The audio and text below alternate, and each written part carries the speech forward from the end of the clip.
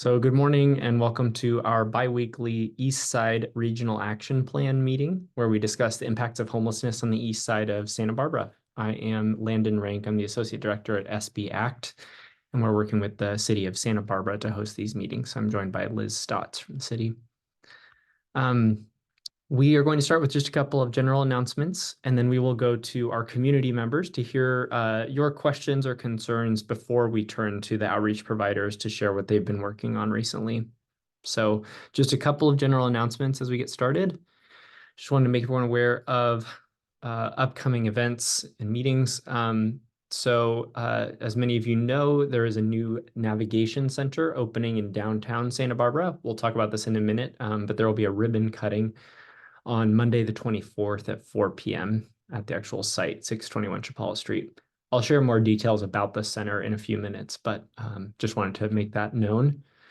We're also going to have, we do these regular neighborhood walks in which we go with some of our homeless outreach teams, some city staff, some law enforcement, and we'll go around to businesses and let them know about different homelessness resources, find out what's going on in the individual businesses, whether they're facing any particular impacts related to homelessness, and then also do a little bit of outreach to the people experiencing homelessness in that neighborhood. So our next one will be focused on the east side. We'll be meeting at the Rainbow Statue Park. And we'll be meeting over on the corner of Milpas and Calle Puerto Vallarta. So catty corner to where Tri-County Produce was. So that'll be on July 1st, Monday at 1 p.m. We invite you to join us if you're able. And then our next Eastside Wrap meeting will be 2 weeks from today on the 28th. So just continuing to let everyone know about the new Dignity Move site. We're all aware of the Dignity Move site in downtown Santa Barbara, but there's a second site that opened up at the former juvenile hall in between Santa Barbara and Goleta. And this site has 80 beds, half of which are dedicated specifically to individuals with acute behavioral health needs, whether that's mental health or substance use. And so the county is working to try and get those beds online. There's a couple more state approvals, and so it's slower than we all wish, but we're excited that there will be 40 more spots open for some of those people that we all know need the support the most in South County. So we want to talk about the day center just a minute. This is the navigation center I mentioned earlier. I think most of you are already aware, but there is a center opening on Chapala Street, 621 Chapala Street. That will be a place for people who are experiencing homelessness or housing insecurity to go during daytime hours on weekdays. There will be just places for people to rest, but also the main goal will be trying to engage people and help encourage them towards their housing and employment goals. So we'll have nonprofits there like CityNet, Good Samaritan, New Beginnings. The Santa Barbara Public Library will be there to assist with employment assistance, CalFresh applications, other benefits. We'll have some other just like relief services, public health will be there, behavioral health will be there. So we're hoping this can be sort of a one-stop shop, a place that people can go. At the beginning, when we open later this month, the center will only be open from 10 a.m. to 2 p.m. This is sort of a compromise with the neighbors, just trying to help prove the concept, prove that we can do it and not create detriment to the neighborhood. And then we're hoping to expand the hours from there, but it will be Monday through Friday, 10 a.m. to 2 p.m. at the beginning. We are going to begin distributing flyers to people experiencing homelessness next week about this. So we'll be giving those to our CityNet and Good Samaritan outreach teams, law enforcement, code enforcement, anybody else who's regularly in contact with people experiencing homelessness, just to let them know about this new resource. But the actual opening date will be June 25th. So that will be when we're officially open at 10 a.m. So yeah, so quite a bit going on there. We're very excited. I'm here in the center now, and there's still a bit of work to do to get everything set up, but it's definitely coming together. Any questions about that? Landon, I had a question. Yes. Is there a shower at the navigation? There is, and we are trying to figure out how we're going to utilize it. The plan right now is that it will be, at the beginning at least, it will only be for people who are like ready to go for a job interview or a housing interview, that kind of thing. But we may open it beyond that in the future. Okay, awesome. Thank you so much. Yeah.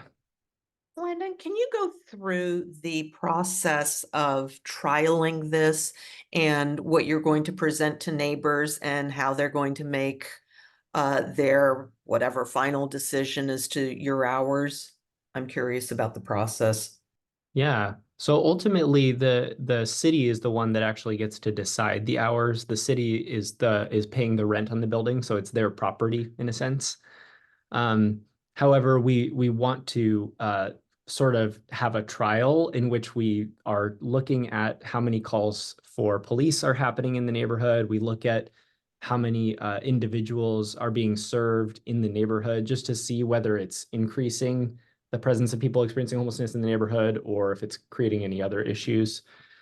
And then we'll be reporting on those on a quarterly basis to the city.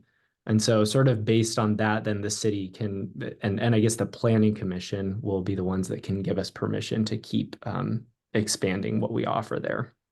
Yeah, we have our CUP allows us from 9 to 3, eventually from 10 to 2 is what we agreed to. So that is all codified. It's up to the city, like Landon said, to expand from 9 to 3. But we want to be really careful that it is not having impacts to the neighborhood and that things are, that we are in fact a benefit to the neighborhood. That is our plan, our intent, and we have implemented, I think, a good plan to make sure that it is a successful project. This is a beautiful location. I want to give kudos to SB Ag. They've done an amazing job putting this really wonderful, dignified space together to serve people in a really organized fashion. They are really have been thoughtful about the implementation and making sure that everybody that comes in agrees to a code of conduct, that they do block walks an hour before and an hour after the the center opens so that they can, monitor the area. They will have a hotline that will be available for people to leave voicemails. Uh, where a police department is going to be doing increased just checking around the area to make sure that there are no impacts. So we're working really hard to make sure that this is a successful project. We want this to be successful. We need this to be a very positive project for the community. Liz, I think you've outlined some really important, I think, baseline criteria, and I wish that that level of consideration of neighbors and neighborhoods would be taken into account by other providers. Would you be kind enough to share with me the KPIs and how we measure success, and what the timeline is to either extend the hours and what evidence of success looks like? You said KPIs. I wasn't quite sure what that. How do you measure Key, success? Okay. key performance indicators. Oh, thank you. Um, that's a really good question. Landon, I don't know if you have, this is something that we do in collaboration. So this isn't something, um, Yeah, I'm happy to, I can pull yeah, together all the bullet points and then share them. yeah. So, you know, in, increases to calls for service, as Landon has said. I know Barbara has pulled data for calls for service in the area, and we'll be monitoring those. We don't have a set timeline. 45, 60 days is what we're initially looking at, but we're being flexible. We're not hard set to those timelines, but looking at things for the first 30, 45, 60 days. I see Sergeant Beltran also popping on if he has any other inputs on that. Can you hear me? Okay. I missed the first part of that. I apologize for being late. I was having connection issues, but the call for The service perfor regarding the Just ahead. performance measures and the calls for service. I know we've been monitoring that area lately for quite a few months to get a baseline of where we're at in terms of calls for service Yeah, in the area. Commander Katsapis, I think he has a lot of that data. I think he pulled it with Barbara. Yeah. I don't have that on hand with me right now, but I know that they were planning on looking at it again, yeah, shortly after the opening. Yeah, so it is something that we're looking at to make sure that there isn't a significant uptick, and if there's impacts to neighborhoods, traffic patterns comings and goings, pedestrian traffic, we mean, comings and goings. If we're seeing a big inflow and outflow of people coming at certain times, we want to make sure that there isn't those kind of impacts, and we'll be looking at those, of course, for the first 30, 45, 60 days, but of course, throughout the duration of the NNC. It's not just a one-time thing. We're going to continue monitoring those issues.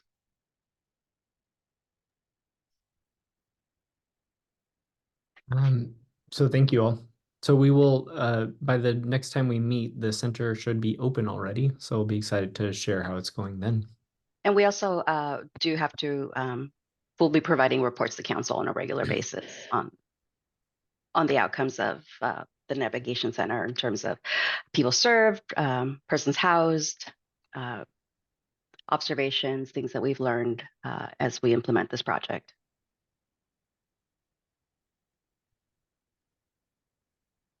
I did want to mention as well, for those of you who weren't able to attend our all-call meeting last week, so this RAP is a part of our broader South County Act on Homelessness Collaborative.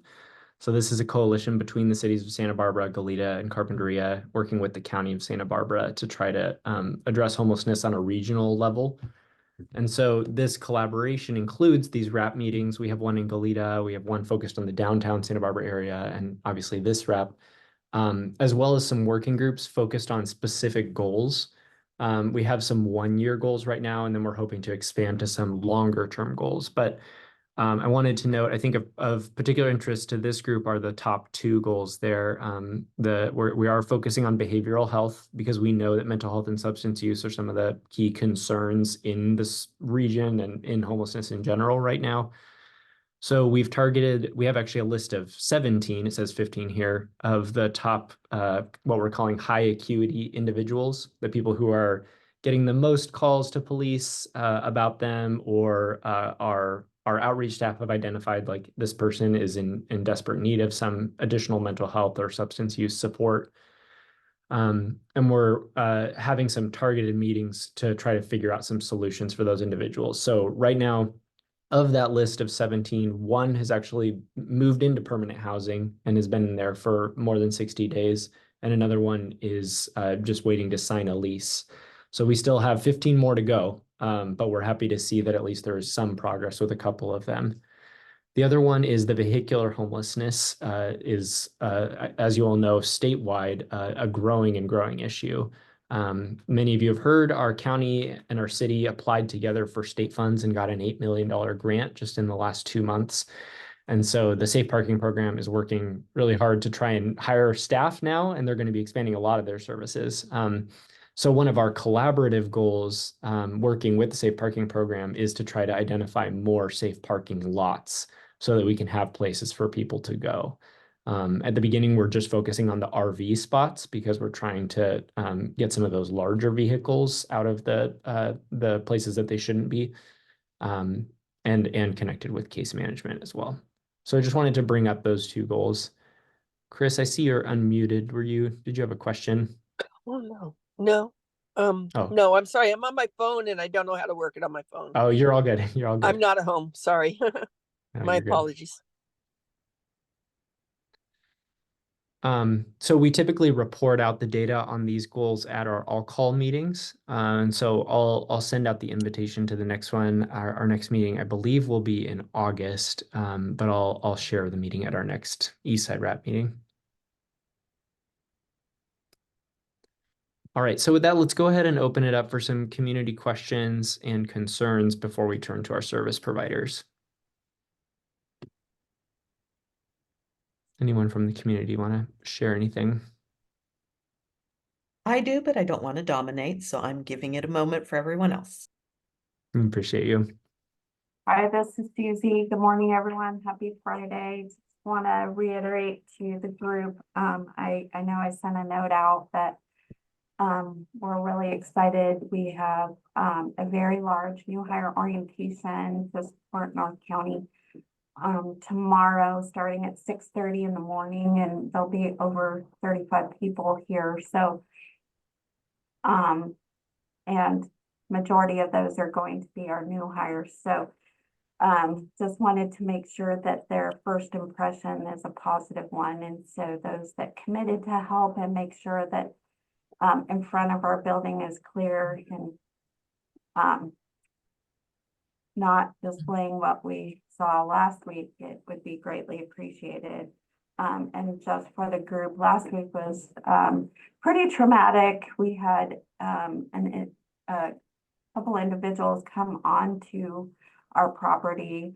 One actually came on and, wore a hoodie, put his hoodie over and a mask, and charged one of our lead shop individuals. And then another individual came on site to use our shower, and we had to shoo him off. But we're now going to put a lock on our men's bathroom because it appears that they have figured out that there is a bathroom close to that front section of our building. But anyway, I know it takes a village, and I know everyone's working really hard, and I'm really hopeful that this navigation center will get individuals connected to resources, although we know that there is that group that preys on the individuals that path that are really focusing on, stimulating and enhancing their drug use. So whatever we can do to help curb that would be greatly appreciated. Thank you. Susie, can you repeat the date of this new hire training?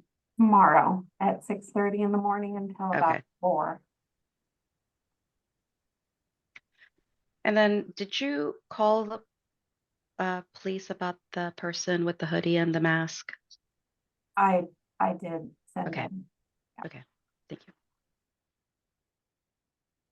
Thank you, Susie.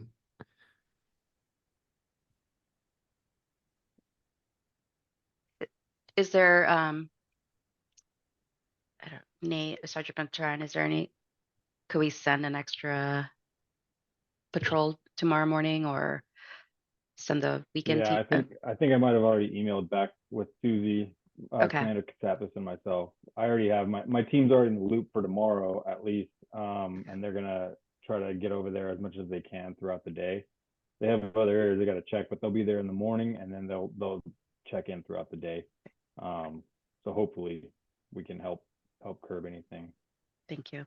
And I know the CityNet weekend team, they do some patrols in that area. If you guys can also be out there, be on the lookout, have you shared your hotline number with this group?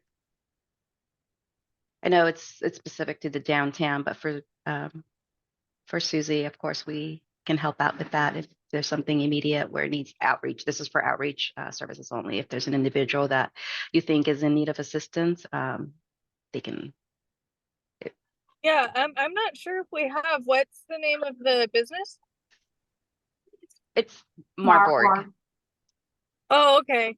I don't think so. I can give you our business number. We could come by there in person, whatever works. That'd be great. Okay. Thank you. I'm also going to put it up on the screen here. We do have these little reference cards that we're happy to distribute to anybody if it's helpful. So I think this information is up to date in terms of hours but this is the CityNet hotline number that Liz was talking about. And then on this card, there's also a QR code on the front side that links to more resources because we know PATH has their own outreach hotline as well, or concern hotline, and then Good Samaritan responds to calls as well. And we did, Susie, also let our security team as well as our internal team know so that people will have people out there checking as well. Thank you, appreciate it. And Lana, I just saw the notes in the comments here. So we were coming into this meeting prepared. We have it on our calendar that this is our meeting to present, but it looks like we're not. My apologies. Yeah, so we had a miscommunication on my end. Now that Alan has left, would it be all right if we push that to a future meeting? Yeah, we only have 6 minutes, so I guess we have I'm to. sorry. Yeah, that was a miscommunication between my staff. Okay. Thank you. So yeah, we will have the Path CUP presentation. I'll talk with Liz and see if we can possibly do it next Eastside RAP meeting.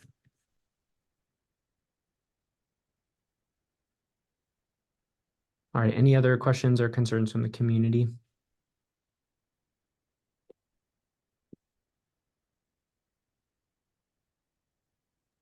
If that's a right. no, can I go? Yes, go ahead, Natasha. Okay, so in front of Path, can you explain why it's like just a kind of a disaster area, and then it gets like it all disappeared, and then all of the disaster stuff seems to come back? Like is it like you trying to push back waves or what? So that's number one. Number two, I reported an individual who has reappeared back in front of, it's not exactly in front of Dune. It's at the bus stop that is by the parking lot across from Dune, but he's just kind of reparked himself and everything there all over again. He's kind of been persistently there. So that's number two.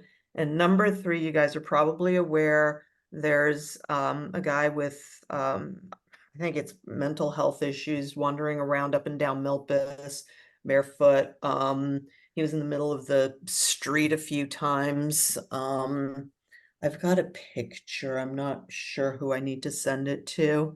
But We know who you're talking about. We have Okay. pictures also. Yeah, thank you. We'll address those in order. Yeah, and then back to number one, I was going to the post office yesterday and I had to stop in the middle of the street in front of Path because people are like standing out on the street and keeping their bikes in the street and having conversation, and it's just it makes it dangerous for them. And it makes it a liability for potential liability for us, as we're driving. I don't want to run anyone over. So go for it, guys.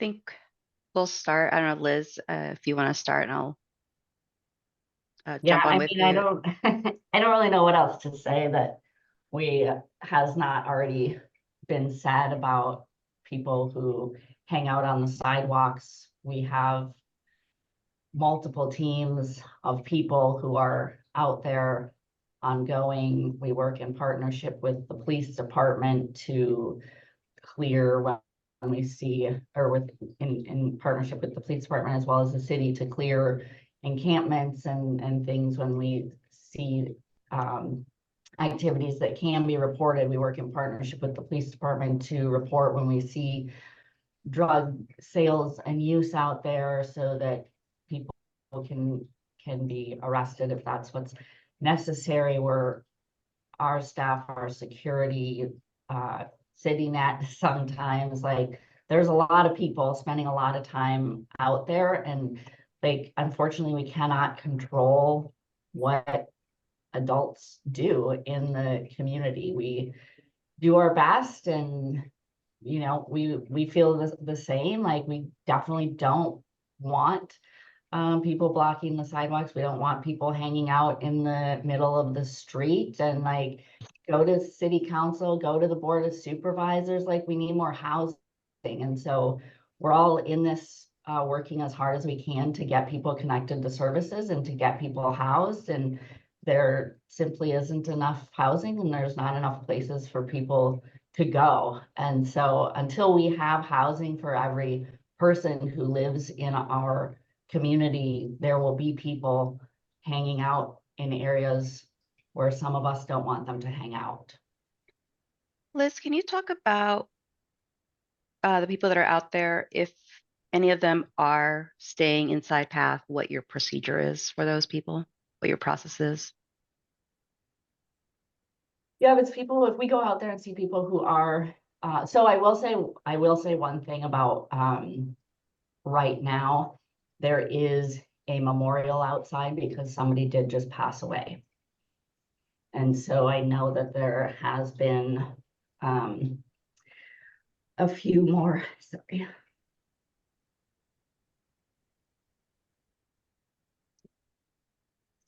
Well, thank you, Liz. We'll come back. I will also add that I think this is, as you know, Natasha, this is a priority area for us. It has been a priority areas for us consistently. Our police department does targeted enforcement out there quite regularly with a lot of enforcement. Our code enforcement team is out there cleaning, removing encampments. Loitering is not illegal. It is protected. It's under the Supreme Court rule that it's not illegal to loiter. So in terms of enforcement, I know I'll defer to Sergeant Beltran. What, people can't block a sidewalk, and we can ask them to move along and not block the sidewalk. But other than that, I'm not sure what our options are other than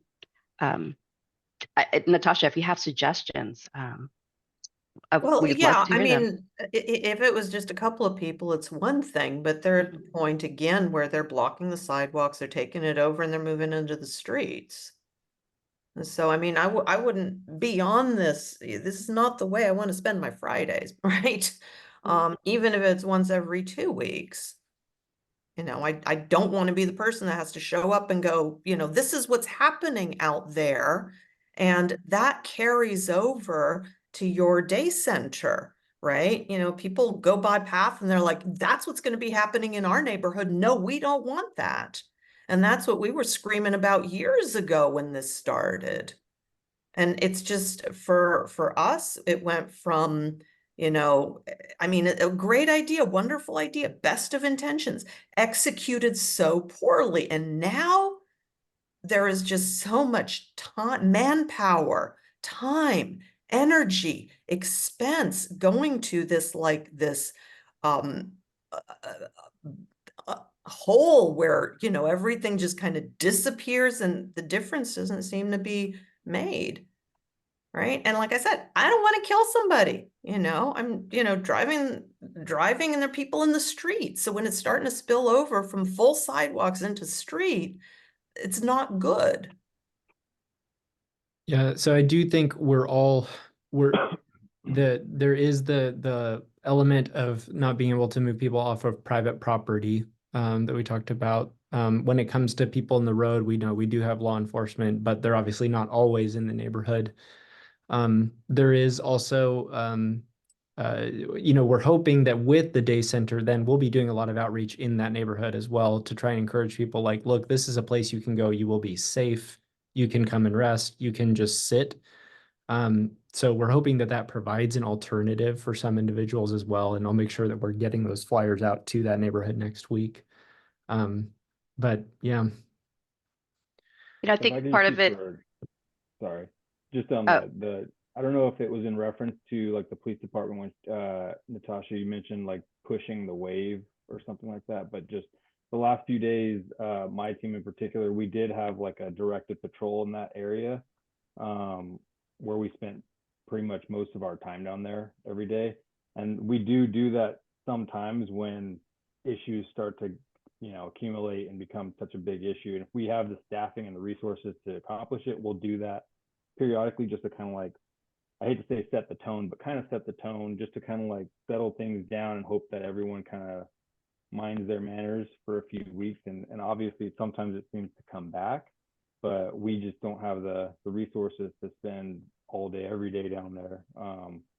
So we do it periodically, and we have focused efforts in different parts of the city. And we actually just did it there for 3 days, Monday through Wednesday. So on the police department side, that's kind of what we can kind of offer, and then hope that all the other service providers and everybody can work together and kind of help the problem long term. But Natasha, I would just add, I appreciated your comment about sometimes it looks clear and then you drive by again. I'm speaking to Pat, and it's like this huge mess.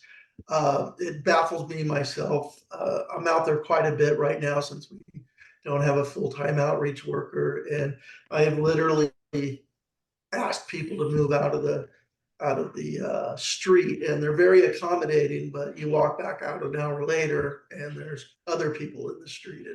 It is kind of like a wave. And our general approach when we have people out front is like with outreach, we try to engage them in services and get them into our access point and start connecting them to services. And there's definitely a vast majority that say, I'm not interested, and you can't tell me what to do. This is a public sidewalk. Straight up. Just, you can't tell me anything. But go ahead, Liz. I was just gonna tag in and say, and Barbara's here too, so she can add more to this conversation. But the Daytime Navigation Center is different in some respects, is that in order to come in, it is a place to come and receive services, and there is a code of conduct in order to come in that people have to sign in. That includes respecting the neighborhood, being a good neighbor. So I think the nature of the Daytime Navigation Center is different in that this is a place where you're coming to get services. So that is also, I think, something that is a key distinction. Yeah, and we have a good neighbor policy, so we could ask our guests to come in, tell them not to hang out outside because it encourages people to stop. So that part, we have control on because they have signed a good neighbor policy. Yeah. That's all. I apologize for signing on late. I had another meeting. But a couple of things, we use enforcement as one of many strategies. So I appreciate Joel, clarifying that outreach is continuing, engagement, offer of services. CityNet has also included this as a priority region for their night and weekend teams. So we're actually giving coverage over the weekend for the first time, and that started about a month ago. But I also think that Nate didn't give his team enough credit. So the focused directed patrol this week led to 25 booking arrests, which included 8 felonies and 27 misdemeanor citations. So I want you to know that effort across the board, and I know that included part of the downtown area as well, but that is a ton of work, a ton of results in that short period of time in terms of focused patrol on that occurred this week. So I just want you to all know that we're doing both. We're offering support and services. We're enforcing the good neighbor policy if it's an existing client with PATH, but we're also using law enforcement when necessary. Natasha, can I ask about number 2? You talked about the individual in front of Dune. What times of day or which days of the week, just so we know which teams to send? We know exactly who it is. Oh, okay. We know the individual. Yes. Yeah. He's moved there permanently. Yeah. That is one of the more most challenging, complicated cases that we have out there, and without divulging too much information, as that is confidential, highly service resistant, and it is a person that our code enforcement team is constantly addressing the number of his belongings. Chronic homelessness, his physical health is deteriorating over time. And we are continuing to impound his belongings that block the public right of way. So again, we're approaching it from every avenue there, but this is one of our, I would say, top 10 cases of folks that we cannot find a path for. And the threshold to compel somebody to receive services is extremely high, and he does not meet the legal criteria to compel him to accept services. Unfortunately, our system is voluntary for the most part.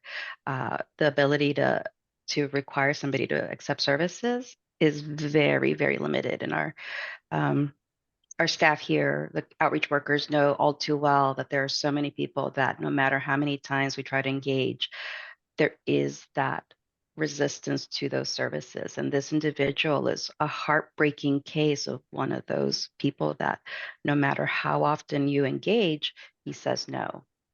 We also understand that this is somebody that needs help, and we will not give up on him. This is somebody that we prioritize time and time again to make sure that those connections and those offerings are happening. But it is an extremely challenging case. So Well, I with mean, you know, not to take up too much time, but it looked like you guys had gotten him off and gotten him some help for at least a couple of weeks or something, and then, you know, he reappeared and then things started accumulating again. He tends to move along to a different location that's less visible, but he's Ah. very protective of that location. That yeah, he usually puts the books out, and he gets very distressed if you remove those books. But so I think because of the mobility, among other reasons, even if our city or city net staff or everyone is aware of the individuals, it never hurts to keep reporting through the SB Connect app, because the more data points we have, the better.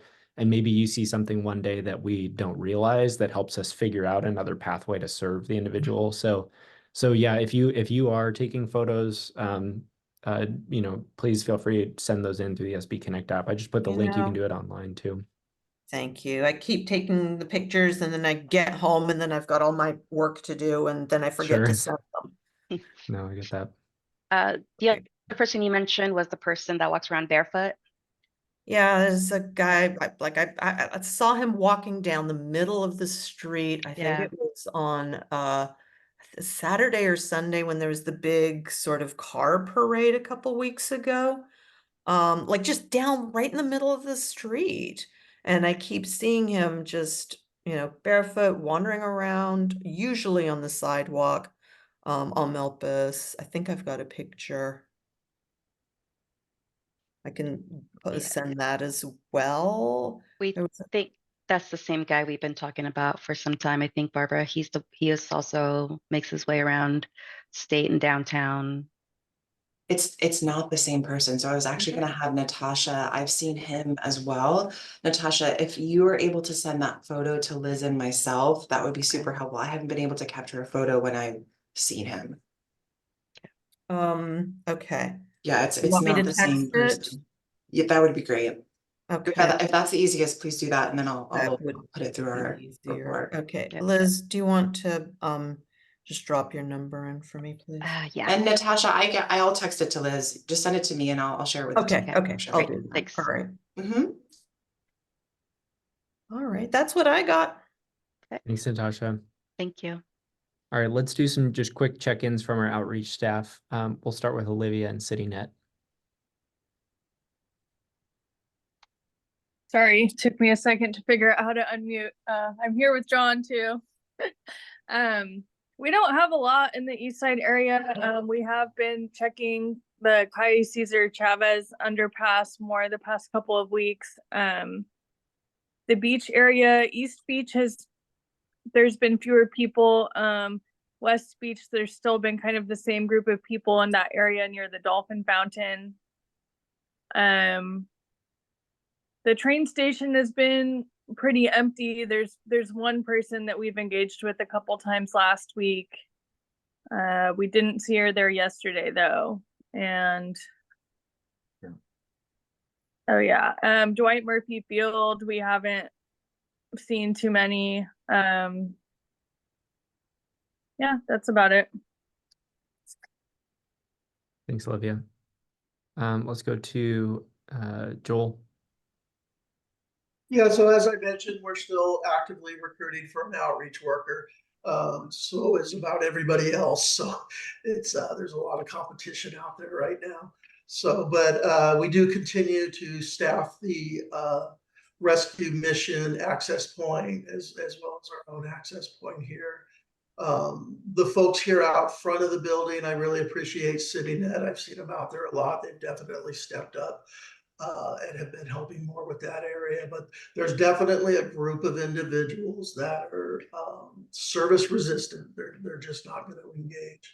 And we park in the overflow lot on Kosiki Street for with Marburg, and so I engage with those people coming up the street, all the time, and then around the 76 station. I did go from, I think it was, if it was an Scott meeting or not, I did go check out the Wells Fargo parking lot. And there was no activity there at that time, but I'm working on trying to keep more of an eye on Milpas, like maybe making it the last thing I do during the day and just drive there and walk the street. Thank you, Joel. Yeah, we're hopeful you'll be able to find someone else soon. Yeah, we got some 2 good candidates in the pipeline, so Okay. we're hoping one of them works. Can I ask you a quick question while I got you? Will that rescue mission access point be moving to the navigation center? That one will continue. So the Rescue Mission Neighborhood Navigation Center will still be on Wednesdays, 8 to 10 a.m. moving forward. Perfect. Yeah, good question. So yeah, so we'll still have Eastside presence in addition to the Daytime Navigation Center. Let's go to Andrew, Code Enforcement. Thanks, Landon. We continue kind of with the same spots we generally talk about on this meeting. Cacique, working over in Sycamore Creek as well. We have seen lately a little bit more of a sprinkling of camps, just sort of assorted around the east side and in certain random locations, but they've been very small, pretty manageable, nothing that hasn't been easy to kind of clean up within a few days. And then again, we do continue to really, a lot of attention's been put to the De La Guerra area around Quarantina. I know there's a lot of wheels in motion for that area, so we're putting a lot of effort into that as well, just in terms of cleanliness and managing the illegal dumping around there. So that's been what a lot of our attention has been focused on in the past few weeks.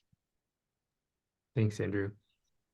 All right, anything from you, Sergeant Beltran? Otherwise, we'll end the meeting for community members. No, I don't think I have anything more to add. Yeah. Okay. All right. Well, thank you all for being here. We'll go ahead and close the meeting for our community member participants. Thank you, Rich. Thanks, Rich.